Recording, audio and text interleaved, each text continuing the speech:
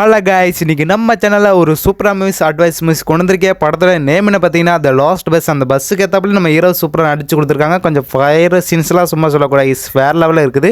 இப்போ வந்த படம்லாம் என்னங்க படம், இந்த படக்கமாக இந்த படத்தை ட்ரை பண்ணி பாருங்கள். இந்த மூவிஸ் உங்களுக்கு ரொம்ப பிடிக்கும், இந்த வீடியோஸ் உங்களுக்கு ரொம்ப பிடிச்சிருந்துச்சா மறக்காம ஒரு லைக் போட்டு சப்ஸ்கிரைப் பண்ணிடுங்க.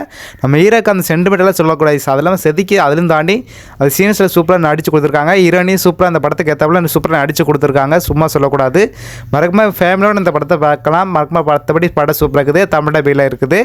அது இல்லாமல் அந்த படத்தோட ஐஎம் ரேட்டிங் எவ்வளோ பார்த்தீங்கன்னா 87 கோடி வயசு வாய்ந்திருக்கு. படத்தோட வயசுலேயே இவ்வளோன்னா படம் எந்த அளவுக்கு இருந்திருக்குன்னு நினச்சி பாருங்கள். படம் சூப்பராக இருக்குது.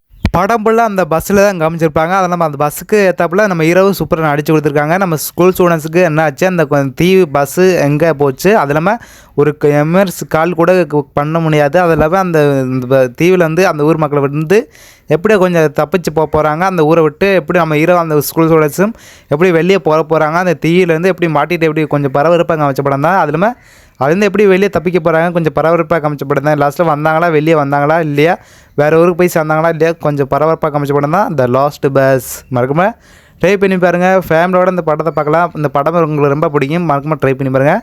இந்த மூவிஸு இந்த வீடியோஸ் உங்களுக்கு ரொம்ப பிடிச்சிருந்துச்சுன்னா மறக்காம ஒரு லைக் போட்டு சப்ஸ்கிரைப் பண்ணி கமெண்ட் பண்ணிடுங்க. பை கை.